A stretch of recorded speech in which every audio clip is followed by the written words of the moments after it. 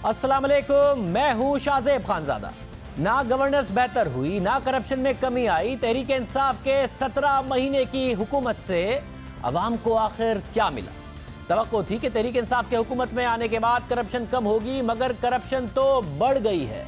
Transparency international की आज आने वाली रिपोर्ट के मुताबिक तहरीक इंसाफ की हुकूमत के 2019 में करप्शन 2018 के मुकाबले में कम होने के बजाय बढ़ गई है। तफसीलात बताने से पहले हम आपको दिखाएंगे कि वजीर आजम इमरान खान ट्रांसपेरेंसी इंटरनेशनल की रिपोर्ट को कितना अहम समझते हैं। अपने सियासी करियर में नून लीग और पीपल्स पार्टी के खिलाफ पूरी जो इलेक्शन कैंपेन उनकी हुआ करती थी, पॉलिटिकल कैंपेन थी, करप्शन के इल्जाम थे, उसमें उन्होंने बार बार मुतादिद बार ट्रांसपेरेंसी इंटरनेशनल की रिपोर्ट का सहारा लिया। ट्रांसपेरेंसी इंटरनेशनल की बात हुई, उसकी जो ख़ास चीज़ देखने वाली है कि तकरीबन एक साल में वही ट्रांसपेरेंसी इंटरनेशनल कहती है कि करप्शन पाकिस्तान में 20% बढ़ गई। पाकिस्तान की हुकूमत दुनिया की करप्ट तरीन हुकूमतों में ट्रांसपेरेंसी इंटरनेशनल के मुताबिक समझी जाती है। लोग क्या, मैं कनाडा के टीवी के ऊपर गया, कनाडा में वहाँ अपील की, उन्होंने मुझे साफ साफ पूछा कि जी आप आपके ये पैसा जाएगा नहीं लोगों के पास, ये तो करप्शन में पैसा चला जाएगा। साफ उन्होंने मेरे से पूछा। एक इंटरनेशनल इदारा है जो दुनिया में हर मुल्क में देखता है कितनी करप्शन है, उसका नाम है ट्रांसपेरेंसी इंटरनेशनल। उसके मुताबिक पिछले 4 साल में पाकिस्तान में जो करप्शन और टैक्स की चोरी हुई वो है 8,500 अरब रुपया। ये आपका पैसा चोरी हो रहा है, इसकी कीमत आप अदा करते हैं महंगाई के जरिए। जब आपकी गवर्नमेंट के अंदर बड़े बड़े मुजरिम बैठे हों, चोरी के सारे रिकॉर्ड तोड़ दिए जाएं, ट्रांसपेरेंसी इंटरनेशनल कहे कि पाकिस्तान ने माशाल्लाह एक ही जगह तरक्की की और वो करप्शन में तरक्की की है, तो फिर अवाम की खिदमत, अवाम जब करप्शन होती है तो अवाम करप्शन की कीमत महंगाई के जरिए देती है। जिस ट्रांसपेरेंसी इंटरनेशनल की रिपोर्ट का इमरान खान ने बार बार हवाला दिया, उसी ट्रांसपेरेंसी इंटरनेशनल की ताज़ा रिपोर्ट सामने आ गई है जो ये बता रही है कि 2019 में करप्शन बढ़ गई है। 2018 के करप्शन परसेप्शन इंडेक्स में पाकिस्तान का स्कोर 33 था और अब खराब होकर 32 हो गया है। 10 बरस में यह पहली बार है कि करप्शन से मुताल्लिक पाकिस्तान के स्कोर में आगे बढ़ने की बजाय कमी आई है। ज्यादा करप्शन वाले मुमालिक में पाकिस्तान का दर्जा 117 से बढ़कर अब 120 हो गया है। पाकिस्तान की CPI रेटिंग मुसलसल 10 बरस से बेहतर हो रही थी। वो 10 बरस जिसमें वजीर आजम इमरान खान मुसलसल करप्शन के इल्जामात लगा रहे थे, उन 10 के 10 बरस में पाकिस्तान की करप्शन परसेप्शन में जो स्कोर था वो बेहतर हो रहा था। 2013 में नून लीग को ये 28 पर स्कोर मिला, 2018 में नून लीग इसे 33 तक ले गई, मगर अब ये गिरकर 32 पर आ गया है। ये चौंका देने वाली रिपोर्ट है क्योंकि ये दावे किए जा रहे थे कि तहरीक इंसाफ की हुकूमत आएगी तो करप्शन खत्म होगी। माजी की हुकूमतों ने मुल्क को लूटा, इसलिए तहरीक इंसाफ को आजमाया जाए। इमरान खान ने कहा और कहा करते थे बार बार कि उन्होंने 22 साल करप्शन के खिलाफ जिद्दोजहद की, फिर तहरीक इंसाफ ने इलेक्शन भी करप्शन के खिलाफ लड़ा। इख्तिदार में आने से पहले इमरान खान कहते रहे कि उन्हें इख्तिदार मिला तो करप्शन को चंद दिनों में खत्म कर देंगे। करप्शन मैं इंशाल्लाह आपको खत्म करके दिखाऊंगा 90 दिनों के अंदर, ऊपर के लेवल की।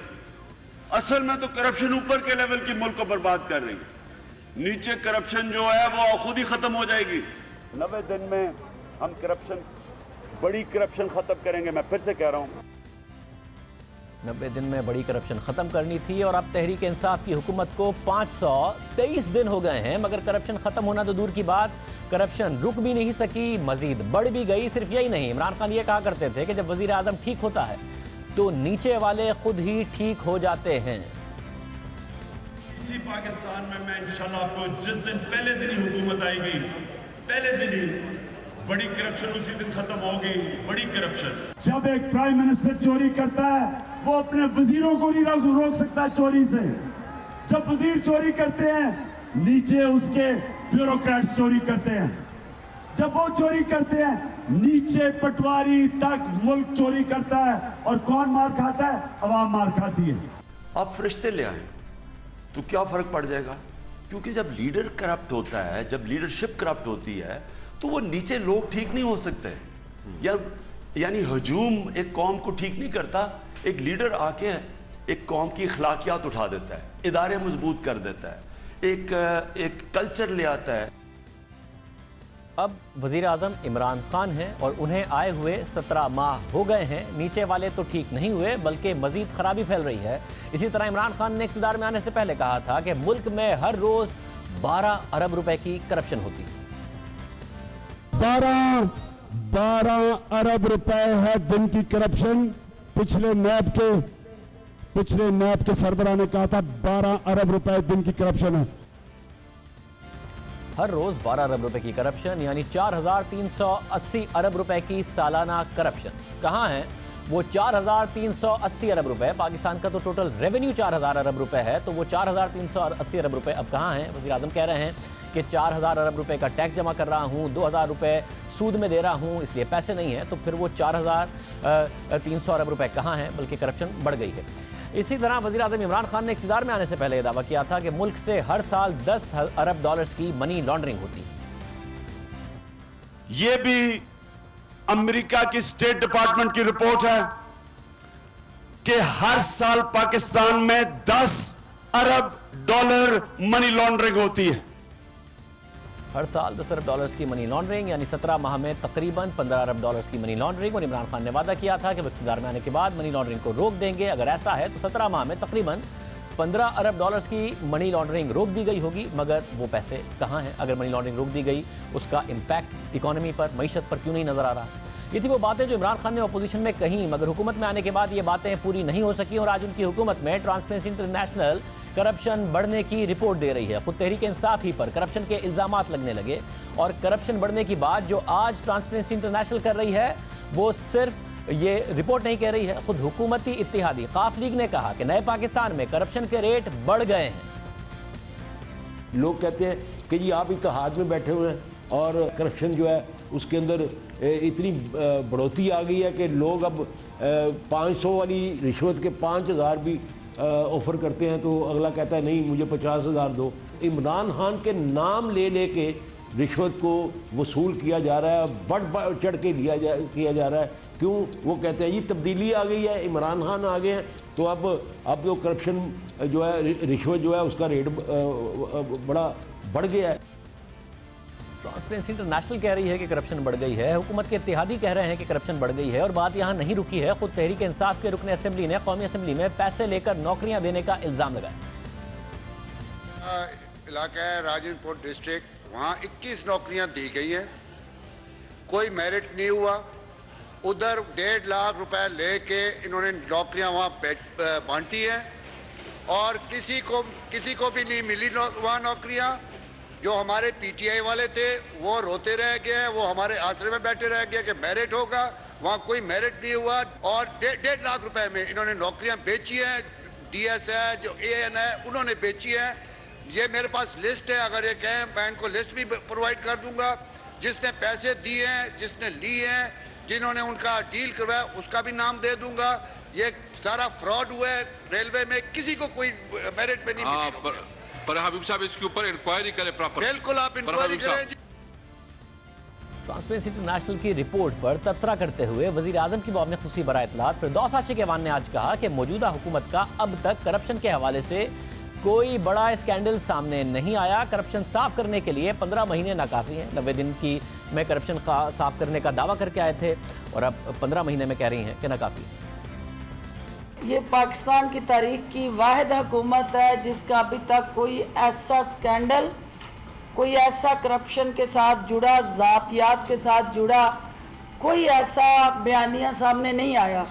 अलबत्ता आपको पता है कि करप्शन के ख़िलाफ़ जहाद जो है ये कोई आसान अमल नहीं है। ये 72 साल का जो जड़ों में घुसा गंद है उसको साफ करने के लिए 15 महीने ना काफ़ी हैं। ये भी एक अजीब बात है कि पिछले 10 साल में जो स्कोर बेहतर हो रहा था, अगर इतना पुराना गंद है तो एक साल के अंदर वो स्कोर मजीद कम क्यों हो गया है। और ये बात भी हक़ाइक़ के मुनाफी है कि तहरीक इंसाफ के हवाले से कोई बड़ा स्कैंडल नहीं आया। एक तो तहरीक इंसाफ की हुकूमत ने कोई बड़ा प्रोजेक्ट शुरू नहीं किया, कोई बड़ा मनसूबा शुरू ही नहीं किया। और सिर्फ यही नहीं है, तहरीक इंसाफ ने अब तक कोई बड़ा मनसूबा शुरू ना करने के साथ साथ माजी में जो बड़े मनसूबे शुरू किए गए थे वो भी मुकम्मल नहीं कर पा रही है। वफाकी हुकूमत का कोई केस सामने नहीं आया, लेकिन करप्शन के और केसेस हैं, बस वो करप्शन के केसेस आगे नहीं बढ़ रहे हैं। खैबर पख्तूनख्वा में तहरीक इंसाफ पर कई केसेस सामने आ चुके हैं। मालम जब्बा और BRT केस में तो नैब ने रेफरेंसेस तक तैयार कर लिए हैं। पेशावर BRT पर बार बार की डेडलाइन के बावजूद वो नहीं चल सकी है। लागत मुसलसल तजावुज़ कर रही है। नून लीग के दौर में लगाई गई किसी भी मेट्रो से ज़्यादा इस वक्त पेशावर BRT की लागत हो गई है। हालांकि नून लीग के दौर में लगाई गई मेट्रो पर इमरान खान कहते थे कि ये करप्शन से इन्होंने अपनी मेट्रो लगाई हैं, मगर पेशावर BRT स्कैंडल का वज़ीर-ए-आज़म इमरान खान ने बार बार तनकीद के बावजूद आज तक कोई नोटिस नहीं लिया। उसका वो अपनी तकारीर में जिक्र भी नहीं करते। हुकूमत ने पेशावर BRT पर तहफ़्फ़ुज़ात रोकने के लिए, तहकीकात रोकने के लिए सुप्रीम कोर्ट से स्टे ऑर्डर ज़रूर ले लिया और हैरानकुन तौर पर नैब ने अदालत से रुजू करके स्टे ऑर्डर ख़त्म नहीं कराया। मालम जब्बा केस में कोई स्टे ऑर्डर नहीं है, मगर चेयरमैन नैब कहते हैं उस पर भी स्टे ऑर्डर है और रेफरेंस तैयार है, इसलिए नहीं कर पा रहे। इसी तरह बिलियन ट्री सुनामी केस पर भी तहकीकात आगे नहीं बढ़ सकी हैं। तो करप्शन के इल्ज़ामात हैं, मगर ये केसेस आगे नहीं बढ़ सके हैं क्योंकि नैब ये समझती है कि पहले 30 से 35 साल वालों का एहतसाब होगा, फिर चंद माह वालों का एहतसाब होगा। फिर जब से तहरीक इंसाफ की हुकूमत आई है, अपोजिशन के खिलाफ केसेस बने हैं, तहरीक इंसाफ के खिलाफ केसेस खत्म हुए हैं। नैब ने जुल्फी बुखारी के खिलाफ इंक्वायरी बंद कर दी और उसी दिन बंद की जिस दिन 2 साबिक वज़ीर आज़म नवाज शरीफ, यूसुफ गिलानी और एक साबिक सदर आसिफ ज़रदारी के खिलाफ रेफरेंसेस की मंजूरी दी। और फिर कई माह तक तहकीकात की जुल्फी बुखारी के खिलाफ, मगर उन्हें गिरफ्तार नहीं किया। दूसरों को इंक्वायरी के स्टेज पर गिरफ्तार कर लेते हैं। इसी तरह बाबर एवान की बरियत भी तहरीक इंसाफ के दौर में हुई। वाहिद अगर किसी की बरियत हुई है तो वो बाबर एवान है। नंदीपुर केस में नैब ने उनके खिलाफ रेफरेंस दायर कर दिया, मगर उन्हें गिरफ्तार तक नहीं किया और फिर वो बरी भी हो गए। इसी तरह एक यकतरफा एहतसाब ने पूरे एहतसाबी अमल को मुतनाज़ बनाया और अब हुकूमत का करप्शन के खिलाफ बयानिया भी नाकाम होता दिखाई दे रहा है। ट्रांसपेरेंसी इंटरनेशनल ने अपनी रिपोर्ट में करप्शन में कमी के लिए हुकूमत को कुछ तजावीज़ भी पेश की हैं। अब उन तजावीज़ का भी जायज़ा लेते हैं क्योंकि इन सिफारिशात पर अमल करके करप्शन का खात्मा हो सकता है बकौल ट्रांसपेरेंसी इंटरनेशनल। और ये सिफारिशात तहरीक इंसाफ की मौजूदा हुकूमत के लिए अहम भी हैं। ट्रांसपेरेंसी इंटरनेशनल ने पहली तजवीज़ दी कि सियासी जमातों की माली मदद के लिए बड़े पैसे और असर रसूख को काबू किया जाए। अब इस तजवीज़ को देखा जाए तो तहरीक इंसाफ पर फॉरेन फंडिंग और अकाउंट छुपाने का इल्ज़ाम है। ये इल्ज़ाम है कि तहरीक इंसाफ ने ममनुआ ज़राए से फंडिंग जमा की और तहरीक इंसाफ ने अपने अकाउंट इलेक्शन कमीशन से छुपाए। ये संगीन इल्ज़ाम है, इसकी तहकीकात होनी चाहिए। इलेक्शन कमीशन इसकी तहकीकात कर रहा है, मगर तहरीक इंसाफ तहकीकात से छुप रही है, बार बार अदालतों से रुजू कर रही है, ताख़िरी हरबे इस्तेमाल करने का उस पर इल्ज़ाम लगा है। इसलिए तहरीक इंसाफ की फंडिंग पर सवालात उठते हैं। और साथ ही ये इल्ज़ाम भी है कि जहांगीर तरीन, आज़म सबाती, अलीम खान जैसे अफराद ने पार्टी पर पैसा लगाया और अब हुकूमत में आने के बाद तहरीक इंसाफ इन अफराद के मफादात का तहफ़्फ़ुज़ कर रही है। ये लोग हुकूमत से फ़ायदा उठा रहे हैं। इस लिहाज से देखा जाए तो तहरीक इंसाफ पहली तजवीज़ पर, ट्रांसपेरेंसी इंटरनेशनल की पहली तजवीज़ पर पूरी नहीं उतर रही। अब ट्रांसपेरेंसी इंटरनेशनल की एक और तजवीज़ का जायज़ा लेते हैं कि मफादात के टकराव का खात्मा किया जाए। अब ये जो बात है ये ट्रांसपेरेंसी इंटरनेशनल आज कर रही है, मगर वज़ीर-ए-आज़म इमरान खान साल से करते रहे हैं कि कॉन्फ्लिक्ट ऑफ इंटरेस्ट, मफादात का टकराव होगा तो करप्शन होगी, पाकिस्तान आगे नहीं बढ़ेगा, इसलिए वो हुकूमत में आकर इसे ख़त्म करेंगे। कॉन्फ्लिक्ट ऑफ इंटरेस्ट कि हुकूमत में आके आप अपना फ़ायदा नहीं कर सकते। जिस तरह नवाज शरीफ ने आके अरबोपति बन गया, फैक्ट्रियाँ लगा दी, जिस तरह आसिफ ज़रदारी की शुगर मिल्स बन गई, तो पख्तूनख्वा पहली हुकूमत होगी जो कॉन्फ्लिक्ट ऑफ इंटरेस्ट पास करेगी। इक़्तिदार में आके आप अवाम की खिदमत करते, अपनी ज़ात की नहीं करते। मगरिब के अंदर एक कानून है कॉन्फ्लिक्ट ऑफ इंटरेस्ट। आप इक़्तिदार में आके बिजनेस नहीं कर सकते। सोचें कि अगर ओबामा बिजनेस शुरू कर दे, अमेरिका का जो सालाना आमदनी है वो तकरीबन सारी दुनिया तो नहीं, आधी दुनिया के करीब है। अब अमेरिका का अगर सदर बिजनेस शुरू कर दे, वो तो 1 महीने के अंदर अरबोपति बन जाए। इसलिए वहां इक़्तिदार में आके आप बिजनेस नहीं कर सकते।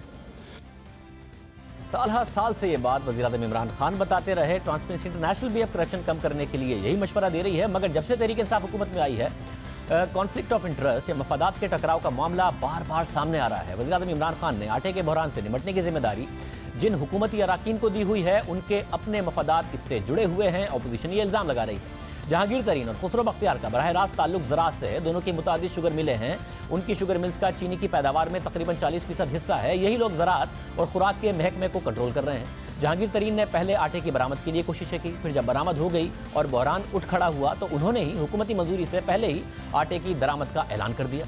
वज़ीर-ए-आज़म इमरान खान बहरान शिद्दत इख्तियार करने से पहले यानी 18 जनवरी को इन्हीं दो अफराद को आटे की कीमत में इजाफे का जायज़ा लेने की जिम्मेदारी दे दी उन्होंने। और आटे की कीमत में इजाफा हुआ तो वज़ीर-ए-आज़म इमरान खान ने जहांगीर तरीन और खुसरो बख्तियार पर मुश्तमिल 2 रुकनी कमेटी बना दी, जिसे ये टास्क दिया गया कि वो आटे की कीमत में कमी को यकीनी बनाए।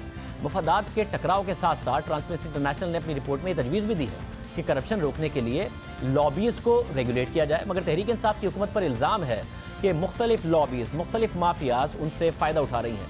लॉबीज़ अरबों रुपए का फ़ायदा उठा रही हैं, हुकूमत और आवाम को नुकसान पहुँचा रही हैं। शुगर माफिया, आटा माफिया, फार्मास्यूटिकल इंडस्ट्री, तंबाकू माफिया, ये सब हुकूमत पर असरअंदाज हुई और हुकूमत से अरबों रुपए का फ़ायदा ले गई। माफियाज ने ना सिर्फ फ़ायदा उठाया बल्कि हुकूमत में शामिल भी हैं। खुद हुकूमती अराकीन का कहना है कि उनकी हुकूमत में माफियाज शामिल हैं। सबसे पहले शुगर माफिया का जायजा लेते हैं। वफाकी वजीर शेख रशीद ने टीवी इंटरव्यू में दावा किया कि उन्होंने शुगर माफिया के मफाद के खिलाफ जब बात की तो उन्हें इस हुकूमत में धमकियां दी जाने लगी। ये बात वज़ीर-ए-आज़म इमरान खान की काबीना के एक वजीर कह रहे हैं, जो वज़ीर-ए-आज़म इमरान खान के दोस्त हैं, और जिस शुगर माफिया के बारे में कह रहे हैं वो भी वज़ीर-ए-आज़म इमरान खान के दोस्त भी हैं, वजीर भी हैं, और उन्होंने जिम्मेदारी भी उन्हीं को दी हुई है। एक वजीर कह रहा है कि उसे माफिया ने धमकियां दी। इसके अलावा वज़ीर-ए-आज़म इमरान खान के मामले खुसूसी बराए इत्तेसाक शहजाद अकबर ने हमारे प्रोग्राम में तस्लीम किया कि शुगर माफिया मौजूद है। मैं तो अप्रिशिएट कर रहा हूँ इस बात को कि आप लोगों ने बहुत ज़्यादा अच्छी बात पकड़ी है और इसको मंतकी अंजाम तक पहुँचाइएगा और मंतकी अंजाम तक चौधरी शुगर मिल के बाद इस पूरे माफिया को एक्सपोज कीजिएगा ताकि पता चले आवाम को कि क्या होता रहा है इस मुल्क में। मैं एग्री करता हूँ आपसे, ये माफिया है, शुगर बहुत बड़ा माफिया है और सब्सिडी के मद में बिल्कुल लूटता है। मगर जब से तहरीक इंसाफ की हुकूमत आई है चीनी की कीमत में मुसलसल इजाफा हो रहा है। ये इजाफा क्यों हो रहा है, इस हवाले से अब तक ऐलान के बावजूद तहकीकात नहीं की जा सकी हैं। जब बजट में हुकूमत ने चीनी पर सेल्स टैक्स को 8% से बढ़ाकर 17% किया, जिसके बाद चीनी की कीमत में 4 रुपये फी किलो तक का इजाफा हो सकता था, तो तहरीक इंसाफ के रहनुमा जहांगीर तरीन ने चीनी की कीमत में इजाफे का ताल्लुक सेल्स टैक्स में इजाफे से जोड़ दिया। हालांकि कीमतों में इजाफा पहले से हो चुका था, 20 रुपये तक कीमतें बढ़ चुकी थी, मगर जहांगीर तरीन ने तहरीक इंसाफ की हुकूमत के प्लेटफॉर्म से अपने कारोबार का दिफा किया। इससे बड़ी कॉन्फ्लिक्ट ऑफ इंटरेस्ट की यानी मुफादात के टकराव की क्या मिसाल हो सकती है? दुनिया में किसी मुल्क में ये हो सकता है? मैं आपको ये अर्ज कर दूं कि ये जो चीनी की कीमत बढ़ी है, इससे हुकूमत ने टैक्स लगाया तो चीनी की कीमत बढ़ी है। ये पैसा जो टैक्स का है ये हुकूमत को जा रहा है, ये मुझे नहीं आ रहा, ये शुगर मिल वालों को नहीं आ रहा। ये बड़ी गलत फहमी है जो लोग इसको फैला रहे हैं। जो भी पैसा इजाफी आ रहा है वो हुकूमत को जा रहा है, वो किसी प्राइवेट सेक्टर में नहीं जा रहा। जहांगीर तरीन ने हुकूमत का प्लेटफॉर्म इस्तेमाल करते हुए बाकायदा तौर पर चीनी की कीमतों का दिफा किया और उसकी जिम्मेदारी अपनी ही हुकूमत पर डाल दी कि उनके टैक्स की वजह से ये हुआ है। मगर वफाकी वजीर हम्माद अजहर, जिन्होंने इस टैक्स का ऐलान किया था, उन्होंने इस बात को मुस्तरद किया और कहा कि इजाफा 20 से 25 रुपए का हुआ है, टैक्स हमने बहुत कम लगाया है, ये जिम्मेदारी हम पे ना डाली जाए। मैंने तो अपनी जो वाइंडिंग अप स्पीच थी उसमें जिक्र किया कि शुगर की जो कीमत है वो पिछले 3 माह में 20 से 25 रुपए बढ़ी है। टैक्स हम अब लगा रहे हैं 3.5 रुपए किलो, और अपोजिशन कह रही है कि ये टैक्स लगाने की वजह से। देखें, इन्फॉर्म डिबेट होनी चाहिए। आपको पता होना चाहिए कि अगर किसी चीज़ की कीमत बढ़ी है तो क्यों बढ़ रही है। अगर आप तशख़ीस ही गलत करेंगे तो आपकी पॉलिसी इंटरवेंशन जो है वो तो 100% ही गलत होएगी ना। इसलिए ये टैक्सेस का इससे कोई ताल्लुक नहीं, हमने टैक्सेस नहीं लगाए इन अशिया के ऊपर। अगर डिवैल्यूएशन की वजह से कीमतें बढ़ी हैं या कोई और बड़ी है, किसी और वजह से बढ़ी है, तो उसके ऊपर हम सूबाई हुकूमतों के साथ बैठ के पूरी लाहे अमली बनाएंगे। इस बात को हुए भी 6 महीने हो गए हैं, फिर ऐलान किया गया कि तहकीकात होगी, और 6 महीने बाद शेख रशीद साहब कह रहे हैं कि मुझे शुगर माफिया बाकायदा तौर पर धमकियां दे रहा है इसी हुकूमत में, इसी काबीना में। अब जबकि चीनी की कीमत में इजाफा हुआ है तो वजीर खुराक, जिनका काम अवाम को खुराक की फरहमी और मुनासिब कीमतों पर फरहमी यकीनी बनाना है, माफियाओं को कीमतें बढ़ाने से रोकना है, वो भी बतौर वजीर अपने कारोबार का दिफा कर रहे हैं, ना कि अवाम का दिफा कर रहे हैं। हालांकि पाकिस्तान में चीनी की पैदावार डिमांड से बहुत ज़्यादा है, मगर वजीर खुराक खुसरो बख्तियार साहब, जिनकी अपनी शुगर मिल्स हैं, वो कह रहे हैं कि डिमांड और सप्लाई का मसला है। डिमांड से ज़्यादा सप्लाई है और कीमतें बार बार बढ़ रही हैं, फिर भी कह रहे हैं डिमांड और सप्लाई का मसला है। इससे बड़े मफादात के टकराव की क्या मिसाल हो सकती है? दुनिया में कौन सा मुल्क है जहाँ का वजीर खुराक खुद शुगर मिल का मालिक हो और कीमतों में बिला वजह इजाफे का दिफा कर रहा हो? इसी तरह हालिया गंदुम का बहरान आया तो भी इल्जाम लगा कि आटा माफिया सरगर्म हो गई है। हुकूमत ने पहले गंदुम बरामद की, अब दरामद कर रही है और खुद हुकूमती वुज़रा गंदुम की दरामद पर सवालात उठा रहे हैं। वफाकी वजीर अली ज़ैदी ने जियो न्यूज़ के प्रोग्राम कैपिटल टॉक में गंदुम की बरामद और फिर दरामद पर सवालात उठाए। लास्ट ईयर ईसीसी को ministry of food security, national food security ने कि जी वीट हमारे पास ज़्यादा है और वीट हमें एक्सपोर्ट करनी पड़ेगी। 4 लाख टन की परमिशन दे दी उनको एक्सपोर्ट करने की, 3-4 लाख टन एक्सपोर्ट भी हुई थी। उसके बाद जी बैन लग गया समर्स में कि जी वीट एक्सपोर्ट नहीं होगी। अक्टूबर में फिर एक्सपोर्ट कर दी। अब आप कह रहे हैं कि जी वीट कम हो गई है। Somebody has to be held accountable ना। मैंने लिख के भेजा ईसीसी को, तो वो जवाब देंगे आपको। आप आज इंपोर्ट करने जा रहे हैं, इसका भी मुझे वजीर बनने से पहले नहीं पता था, और अगर मैं शिपिंग का वजीर नहीं होता तो मुझे शायद फिर भी नहीं पता होता। टेंडरिंग, पैकिंग, लोडिंग, स्टीमिंग कहते हैं जहाज में जो स्टीमिंग, सेलिंग टाइम जैसे कहते हैं, अनलोडिंग, ये सारा मिला के अगर आज आप एलसी खोलें तो कम से कम 40 दिन 45 दिन तो लगेंगे मिनिमम। तो आज से, आज क्या तारीख है सर? 21 जी। 21 में 30 दिन लगा दें तो फरवरी खत्म हो गया, 10 दिन और लगा दें, मार्च 10 हो गई। उस वक्त तो साउथ पंजाब और सिंध में हार्वेस्टिंग शुरू हो जाती है वीट की। क्वेश्चन मार्क्स हैं, लेट्स से कि क्वेश्चन मार्क्स हैं जब आप, और आप इससे सेटिस्फाइड नहीं है इस फैसले से? मैं तो नहीं हूँ। आप सेटिस्फाइड नहीं है तो और भी मैं सवाल पूछ लिया लाइव जो आपके 2-3 और भी तो दो आज आपने अकेला बैठा के ऐसे बाउंसर मारे होते थे, सुबह फारिग हो जो कोई नहीं यार, आप किस तरह फारिग हो जाएंगे? 7 महीने पहले चीनी के बहरान पर असद उमर ने कहा था कि किसी को तो जिम्मेदार ठहराएंगे, नहीं ठहराया गया। अब अली ज़ैदी साहब कह रहे हैं कि किसी को तो जिम्मेदार ठहराएं, आटे का इतना बड़ा बहरान आया है, क्या ठहराया जाएगा? क्योंकि शेख रशीद साहब ने भी कहा है कि जिस वक्त गंदम की बरामद का फैसला किया गया तो उन्होंने इसकी मुखालफत की, उसके बावजूद फैसला किया गया। यही सारी बातें ट्रांसपेरेंसी इंटरनेशनल इसलिए कह रहा है कि अगर करप्शन मुल्क में ख़त्म करनी है तो फिर आपको कॉन्फ्लिक्ट ऑफ इंटरेस्ट पर, लॉबीज़ पर, माफियाओं पर उसको रेगुलेट करना पड़ेगा, उन्हें कंट्रोल करना पड़ेगा, जो कि तहरीक इंसाफ की हुकूमत में खुद उनके अपने वज़रा के बयान से वाज़ेह है कि बाकायदा तौर पर पनप रहे हैं। और इल्ज़ाम लग रहा है कि इमरान खान साहब इसलिए कार्रवाई नहीं करते क्योंकि इनमें से मुतादिद लोग या तो तहरीक इंसाफ से वाबस्ता हैं या फिर तहरीक इंसाफ की फंडिंग करते रहे हैं। और इन माफियाओं तक बात महदूद नहीं है। तंबाकू माफिया, जो इस प्रकार तहरीक इंसाफ से ताल्लुक़ रखने वाले अरकान का गैर कानूनी सिगरेट बनाने का कारोबार है, ये इल्ज़ाम लग रहा है। तहरीक इंसाफ की हुकूमत ने इस गैर कानूनी सिगरेट माफिया को टैक्स नेट में लाने की कोशिश की तो लोग मुतहर्रिक हुए और उन्होंने स्पीकर कौमी असम्बली के जरिए FBR और हुकूमत पर दबाव डाला कि इस टैक्स को ख़त्म किया जाए। खुद तहरीक इंसाफ की खैबर पख्तूनख्वा हुकूमत के वज़रा, MPAs और MNAs ने स्पीकर असद कैसर की सरबराही में मीटिंग कराई। चेयरमैन FBR को उनसे मिलना पड़ा। हमने अपने प्रोग्राम में चेयरमैन FBR से इस हवाले से पूछा तो उन्होंने कहा कि उन पर दबाव नहीं है, ये टैक्स काश्तकारों पर नहीं है और इसको रिवर्स नहीं करेंगे, हमने समझा दिया। स्पीकर ने कोई दबाव नहीं डाला। उन्होंने एक बड़ी दरवाजे बात की थी कि हमारा एक टोबैको टैक्स होता है, जो फार्मर जो अपनी टोबैको प्रोसेस कराता है तो वो टैक्स देता है, तो उसको लगता है, मगर वो टैक्स एक्चुअली मैन्युफैक्चरर देता है। तो उनका ये ख्याल था कि अगर ये टैक्स को लगाया गया या बढ़ाया गया या रखा गया तो फार्मर को, जो बेसिकली गरीब लोग हैं, उनको अफेक्ट पड़ेगा। इससे मीटिंग हुई थी, स्पीकर साहब ने अरेंज की थी। मैंने उनको समझाया कि सर इसमें हमने लॉ तब्दील कर दिया है और लॉ में हमने ये वाज़ेह तौर पर लिख दिया है कि ये किसी भी हाल में ये टैक्स जो होगा मैन्युफैक्चरर ऑफ सिगरेट देगा और फार्मर को किसी हाल में भी टैक्स ट्रांसफर नहीं होगा। ये बात हमने वाज़ेह तौर पर कानून में लिख दी है, सर्कुलर में नहीं बल्कि कानून में लिख दी है कि ये टैक्स टोबैको टैक्स है, ये बियर करेगा मैन्युफैक्चरर और ये फार्मर बियर नहीं करेगा। ये मीटिंग मेरी हुई थी हमारी स्पीकर की सदारत में, तमाम लोग मौजूद थे और ये बात वहाँ एग्री हो गई थी। कितना क्लियर थे शफर ज़ैदी साहब, मगर उसके बावजूद हुकूमत ने हार मान ली और ये टैक्स वापस ले लिया।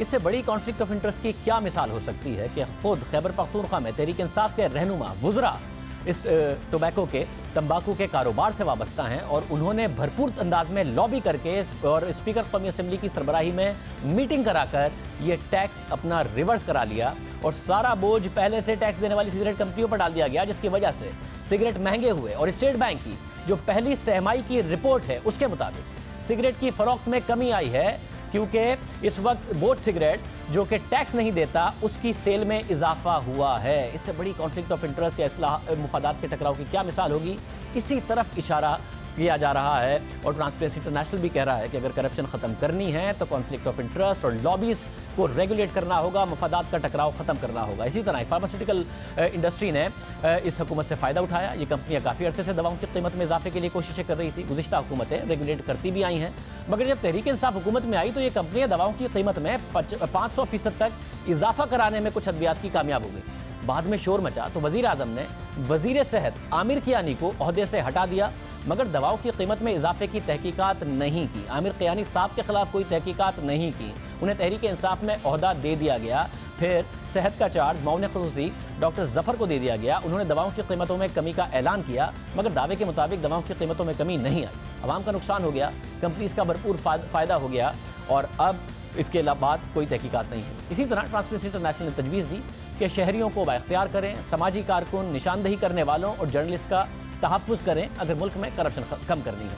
मगर तहरीक इंसाफ की हुकूमत में सेंसरशिप में इजाफा हुआ है। आज ही एक और रिपोर्ट जारी हुई है। दुनिया भर के मुल्कों में जमहूरियत की सतह का जायजा लेने वाली बैनुल-अक़वामी इदारे द इकोनॉमिस्ट इंटेलिजेंस यूनिट की रिपोर्ट के मुताबिक तहरीक इंसाफ के दौरे हुकूमत में जमहूरियत पीपल्स पार्टी और नवाज लीग के अदवार से कम है। अफराद का लापता होने का सिलसिला जारी है, बिल्कुल, बल्कि उसमें तेज़ी आई है। लापता अफराद के वकील ही लापता हो गए। इंसानी हुकूक के कारकुनों का नाम ECL में डाल दिया जाता है और उन्हें पता ही नहीं होता कि उनका नाम ECL में है। 2 दिन पहले ही इंसानी हुकूक की कारकुन जलीला हैदर बैरून मुल्क जाने के लिए एयरपोर्ट पहुंची तो उन्हें पता चला कि उनका नाम ECL पर है। उन्हें 7 घंटे हिरासत में भी रखा गया। यह है सूरत हाल। यह है एमनेस्टी इंटरनेशनल के हवाले से उन्होंने भी इस पर सवाल उठाए हैं। ट्रांसपेरेंसी इंटरनेशनल इसके अलावा हुकूमत को कह रही है कि अगर आपने ये बेहतर करनी है चीज़ें और सारी दुनिया को कह रही है तो इन चीज़ों को बेहतर करना होगा। मगर वज़ीर आज़म ने जब पहले दिन उन्होंने कौम से खिताब किया था तो कहा था कि वज़रा का भी एहतसाब होगा। अब ये मामला नज़र नहीं आ रहा है। करप्शन में कहा जा रहा है कि और ज़्यादा इजाफा हुआ है। हमने मुख्तलिफ वज़रा से रब्ता किया कि आज इस हवाले से बात कर लें। वज़रा हमें मिल नहीं रहे थे प्रोग्राम में आने के लिए। हम बड़े शुक्रगुजार हैं गवर्नर पंजाब चौधरी मोहम्मद सरवर साहब के कि उन्होंने हमें ज्वाइन किया है। सरवर साहब बहुत शुक्रिया। करप्शन कम करने का कहकर आए थे और दूसरों के खिलाफ कार्रवाइयाँ करने का। बाकी सबकी तो ज़मानत पर रिहाई हो रही है, अपोजिशन के खिलाफ कुछ साबित नहीं हुआ, अपनी ही करप्शन बढ़ गई है। तो बयानिया था, उसको तो बड़ा नुकसान हुआ है। जी हाँ, अब सवाल ये पैदा होता है कि करप्शन हो कहाँ रही है। करप्शन जो है पॉलिटिकल लेवल पे, तो अगर करप्शन को करता है तो मिनटों सेकंडों में सोशल मीडिया भी, हम अपोजिशन एक दूसरे के खिलाफ भी, पूरा जो है हर जगह तूफान छा जाता है। जो करप्शन हो रही है वो निचली सतह पे हो रही है, जिसको ब्यूरोक्रेसी ने कंट्रोल करना है उस करप्शन को। अगर थानेदार करप्शन कर रहा है, अगर जो है तहसीलदार करप्शन कर रहा है, अगर क्लर्क करप्शन कर रहे हैं, अगर नीचे बिजली ले रही है, तो वो किसको कंट्रोल करना है? उसको सियासतदान ने होते उसको कंट्रोल नहीं करना, उसको ब्यूरोक्रेसी। लिए हम समझते हैं कि प्राइम मिनिस्टर ने इनको एम्पावर किया है और हम होप करते हैं कि ये करप्शन को कंट्रोल करेंगे। मतलब यानी नून लीग के दौर में जो ट्रांसपेरेंसी इंटरनेशनल का स्कोर था वो बेहतर होता जा रहा था, यानी कि ऊपर भी करप्शन कम हो रही थी, नीचे भी कम हो रही थी। और खान साहब ने कहा कि जब एक ईमानदार लीडर आएगा ऊपर तो नीचे भी कम हो जाएगी। मगर आपके दौर में ऊपर वही है, नीचे कम हो गई है, नीचे ज्यादा हो गई। नहीं, मैं समझता हूं कि ये जो करप्शन है ऊपर के लेवल, तो मैं समझता हूं कि करप्शन जो है उस पे हमारी पार्टी ने बड़ी कामयाबी के साथ इमरान खान ने कंट्रोल किया है। इसलिए कि इमरान खान हमेशा कहते हैं कि मैं अपने आप को अकाउंटेबिलिटी के ये पेश करता हूं और हर तकरीर में कहता हूं कि अगर कोई मेरा वजीर मुशीर रिश्वत ले रहा है तो मुझे बताओ, प्रूफ लाओ, मैं उसकी छुट्टी करूंगा। तो मैं समझता हूं कि ये बड़ी ट्रांसपेरेंसी जो है या इतनी अकाउंटेबिलिटी जो है वो पहले कभी नहीं हुई है। लेकिन मैं अब समझता हूं कि अब एक बैलेंस जो है जब स्ट्राइक हो जाएगा तो इंशाल्लाह निचली सतह पे भी अब हम फोकस करेंगे। सब इतनी अकाउंटेबिलिटी पहले नहीं हुई है या इस किस्म की अकाउंटेबिलिटी पहले नहीं हुई है कि वज़ीर आज़म कहते तो हैं कि एहतसाब मुझसे शुरू होगा, मगर अगर किसी का केस बंद किया है नैब ने तो जुल्फी बुखारी साहब का है बगैर गिरफ्तार किए। एक किसी को बरी किया है लोअर कोर्ट ने, एहतसाब अदालत ने, तो बाबर एवान साहब हैं जो कि इमरान खान साहब के बहुत ज़्यादा करीब हैं। अगर नैब तहकीकात आगे नहीं बढ़ा रहा तो वो पेशावर BRT है, मालम जब्बा केस है, बिलियन ट्री सुनामी है, जिनकी तहकीकात आगे नहीं बढ़ रही हैं। स्टे ऑर्डर हो जाए तो वेकेट नहीं कराते। फवाद हसन फवाद की परसों जमानत हुई, परसों ही कह दिया नैब ने कि हम इसकी सुप्रीम कोर्ट में जाके अपील करेंगे। तो ये ऐसी ये ज्यादा अकाउंटेबिलिटी है या बिल्कुल अनोखी अकाउंटेबिलिटी है? देखिए, मैं समझता हूं कि नैब जो है इंडिपेंडेंट है, बाख्तियार है, और हमारा जो है अगर उन पे हमारा इन्फ्लुएंस होता तो अलीम खान जो है वो किस तरह नैब उनको गिरफ्तार करती, सब्तान खान साहब को किस तरह गिरफ्तार करती। तो मैं नहीं समझता कि नैब जो है किसी किस्म की फेवर जो है वो तहरीक इंसाफ को दे रही है, और हम चाहते भी नहीं। हम चाहते हैं कि क्रॉस द बोर्ड अकाउंटेबिलिटी होनी चाहिए। अगर हमने इस मुल्क में जो है तरक्की करनी है और इस मुल्क से करप्शन का खात्मा करना है, तो it has to be zero tolerance against corruption at all level. साहब, अगर आपने कहा कि ऊपर की सतह पर करप्शन कम हुई है, उसका क्या क्राइटेरिया है, कैसे उसको नापें? क्योंकि खान साहब ने इल्जाम लगाए थे और जितने इल्जामात लगाए गए थे, LNG डील हो, मेट्रो प्रोजेक्ट्स हो, साफ पानी, आशियाना, उनमें से एक एक करके जमानती फैसलों में केस के मेरिट्स पर सवाल उठाएं, शदीद तनकीद हुई है, कोई केस आगे नहीं बढ़ रहा, 1 रुपया आप लोगों ने साबित नहीं किया। तो कैसे, क्या क्राइटेरिया है कि पहले ज्यादा थी अब कम हुई है? क्योंकि जो केसेस करप्शन के इल्जाम लगाए थे वो तो सारे फारिग हो रहे हैं। देखिए, ये केसेस जो हैं, पहली बात तो ये है, केसेस पाकिस्तान तहरीक इंसाफ ने तो नहीं बनाए, बल्कि जितने भी केसेस जिनके फैसले हो रहे हैं या ये केस बनाए गए हैं, ये तो हमारी हुकूमत में आने से पहले नैब ने और FIA ने ये केसेस जो हैं वो बनाए हुए हैं। हम तो पॉलिटिकल विंडिक्टिव जो है इस चीज पे बिलीव नहीं करते। हम चाहते हैं कि एहतसाब होना चाहिए। एहतसाब का हमारी जो पार्टी है उसका नारा है, और एहतसाब के हम जो हैं हक में हैं, और हम ये समझते हैं कि अगर इस मुल्क ने तरक्की करनी है तो फिर हमें करप्शन जो है इस मुल्क से उसका खात्मा करना हो। गौर साहब, एक बात बताइएगा, ट्रांसपेरेंसी इंटरनेशनल ने कहा है कि जो मफादात का टकराव है, कॉन्फ्लिक्ट ऑफ इंटरेस्ट, उसको खत्म करें। ये वही बात है जो वजीर आजम मगरिब की मिसालें दे दे के पाकिस्तानियों को 10 साल तक बताते रहे। मुझे बताएं, क्योंकि आप खुद मगरिब में सियासत कर चुके हैं, बरतानिया में आप सियासत कर चुके हैं, क्या वहाँ ऐसा हो सकता है कि जहांगीर तरीन साहब हैं, उनकी अपनी शुगर मिल्स हैं, वही प्राइस कंट्रोल कमेटी का हिस्सा हैं, वज़ीर आज़म ने उनको टास्क दे दिया है, चीनी की कीमत का वो हुकूमती प्लेटफॉर्म पर दिफा कर रहे हैं, हुकूमती के प्लेटफॉर्म से। फिर जो खुराक के वज़ीर हैं वो टॉक शो में जाके उनका काम है कि भाई आवाम को सही कीमतों पर खुराक की फराहमी यकीनी बनानी है। वो चीनी की कीमत बढ़ गई है, वो उसका दिफा कर रहे हैं। ये अपने अपने इंटरेस्ट का सारे दिफा कर रहे हैं, आवाम की जेब से पैसे निकल रहे हैं। कभी आटे का क्राइसिस आ रहा है, कभी दवाओं का क्राइसिस आ रहा है, बार बार आपकी हुकूमत में क्राइसिस आ रहे हैं। ये हो सकता है बरतानिया में, उस मगरबी जमहूरियत में जिसकी मिसाल खान साहब दिया करते थे, और पाकिस्तान में उनकी हुकूमत में ये हो रहा है? नहीं, इस पे तो मैं कोई कमेंट जो है वो नहीं कर सकता। इस मुल्क के अदारे हैं, इस मुल्क के कानून हैं। अगर कोई कानून को तोड़ रहा है तो अदारे जो हैं, हम तो बिलीव करते हैं कि जब हम हुकूमत में हैं हमारी अकाउंटेबिलिटी करो। तो अगर कोई कर रहा है, गलत कॉन्फ्लिक्ट इंटरेस्ट हो रहा है, कोई बेनिफिट ले रहा है, तो अदारे मौजूद हैं, अदारे हमारे खिलाफ एक्शन ले सकते हैं।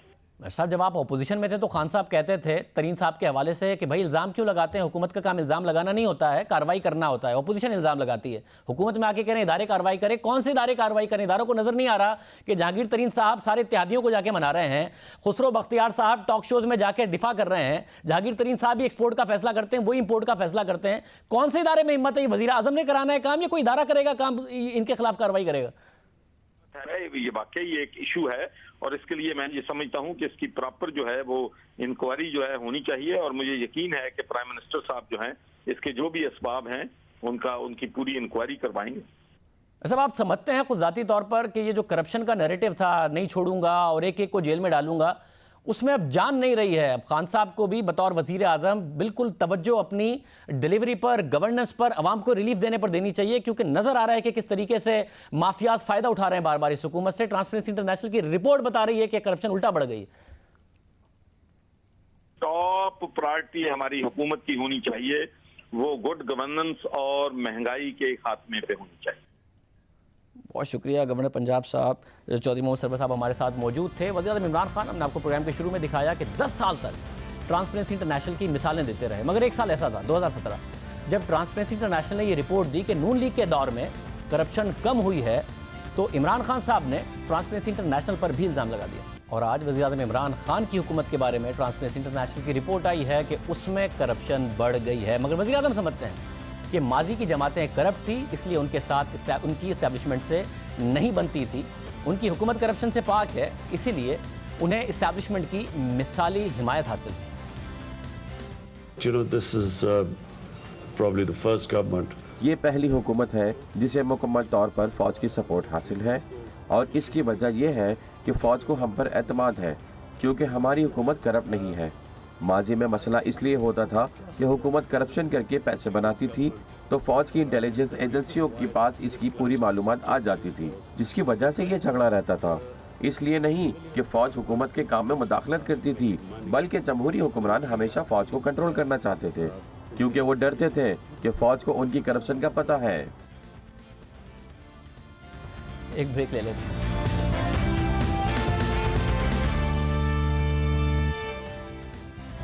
हुकूमत के अंदर लावा पक रहा है, हर जगह से आवाजें उठ रही हैं, हर जगह से तब्दीली की बातें हो रही हैं, हर जगह से करप्शन और खराब गवर्नेंस की खबरें सामने आ रही हैं। वफाक से लेकर सूबों तक हुकूमती वुज़रा एक दूसरे के खिलाफ खड़े हो गए हैं। तहरीक इंसाफ की वफाक में हुकूमत है, दो सूबों यानी पंजाब और खैबर पख्तूनख्वा में बराह रास्त हुकूमत है, और बलूचिस्तान में वो हुकूमत की इत्तेहादी है। वफाक समेत इन तीनों सूबों में करप्शन और खराब गवर्नेंस की शिकायत सामने आ रही हैं, और कोई और नहीं कर रहा, खुद हुकूमती वुज़रा कर रहे हैं। पंजाब के बाद तहरीक इंसाफ की खैबर पख्तूनख्वा की हुकूमत पर करप्शन और खराब गवर्नेंस के इल्ज़ाम सामने आ रहे हैं, और ये इल्ज़ाम खुद हुकूमती अराकीन की तरफ से सामने आए हैं। सिर्फ ये नहीं, पंजाब के बाद खैबर पख्तूनख्वा से भी आवाज़ें उठ रही हैं कि सूबाई हुकूमत को इस्लामाबाद से ब्यूरोक्रेसी के जरिए चलाया जा रहा है, यानी जो कुछ पंजाब में हो रहा था अब खैबर पख्तूनख्वा में होता दिखाई दे रहा है। पंजाब में तो तहरीक इंसाफ की हुकूमत इत्तेहादियों के साथ है, इत्तेहादियों ने करप्शन के इल्ज़ाम लगाए, मगर खैबर पख्तूनख्वा में खुद जो खबरें आई वो हुकूमती वुज़रा की तरफ से आई। आतिफ खान साहब के हवाले से आज सारा दिन खबर चलती रही कि वो कह रहे हैं कि वो इमरान खान से मिलेंगे, वो इस हुकूमत का हिस्सा नहीं बनना चाहते जिसमें इतनी करप्शन है, इतनी करबा परवरी है। सारा दिन खबर चली, हमने भी उनसे रब्ता किया, अब से कुछ देर पहले उनकी तरफ से डिनायल आया, ये खबर उनके हवाले से नहीं है।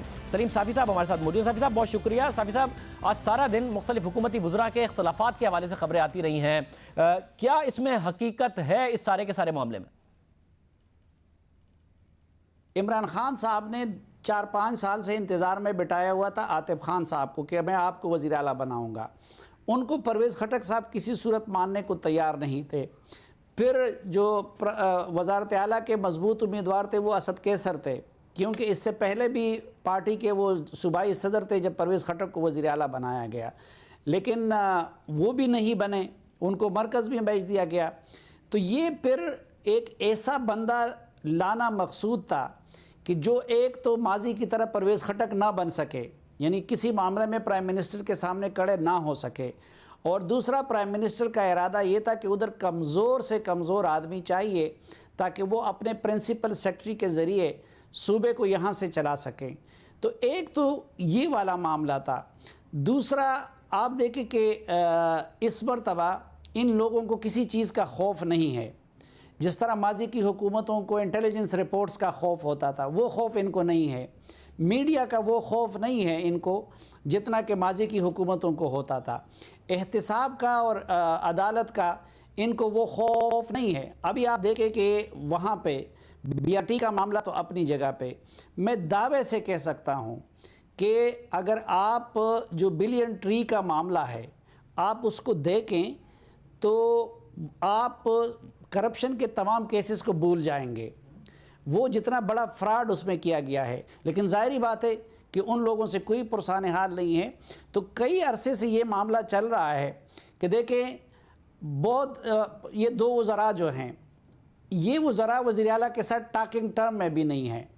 फिर वज़ीर आला साहब के एक भाई की आजकल बातें की जा रही हैं, और मैं आपको यकीन से कहता हूँ कि पुलिस और ज़िली इंतज़ामिया वो एक एक MPA और MNAs में तकसीम कर दिया गया है, हर जगह पे उनके बंदे बिठाए गए हैं।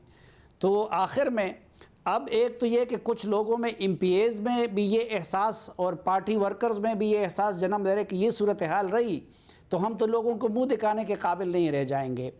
फिर आतिफ खान और इन लोगों का तो माजी का वो इख्तलाफ भी चला रहा था। और मैं आपको ये बता दूं कि ये सिर्फ यहाँ तक नहीं है, आतिफ खान, शाहराम और इन लोगों ने फॉर्मली बाकायदा प्राइम मिनिस्टर को आज से कई दिन पहले बता दिया है, और इल्ज़ाम उन्होंने उधर भी करप्शन के भी लगाए हैं, बदइंतज़ामी के भी लगाए हैं। अब अभी आप देखें कि पिछले दिनों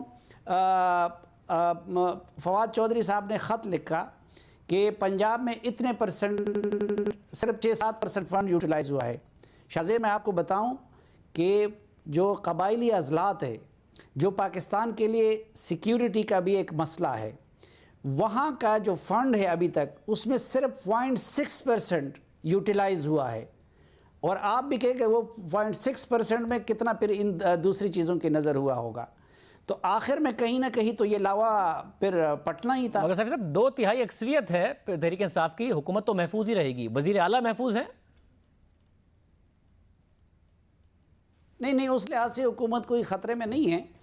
और जो ज़ाहिरी बात है कि इमरान खान साहब की मर्ज़ी होगी कि वो अगर पार्टी के अंदर इस तनाज़े को मज़ीद बढ़ाना चाहते हैं या फिर ये कि अपने किसी दूसरे बंदे को वज़ीर आला बनाते हैं, ये उनके पास हैं। अभी तक सरेदस्त तो उनकी हमदर्दियाँ और सरपरस्ती महमूद खान ही के साथ नजर बहुत शुक्रिया साफी साहब हमारे साथ मौजूद थे। अभी तक महमूद खान साहब स्ट्रॉन्ग हैं। आज के प्रोग्राम में इतना ही, आपसे अगले प्रोग्राम में मुलाकात होगी। अल्लाह हाफ़िज़।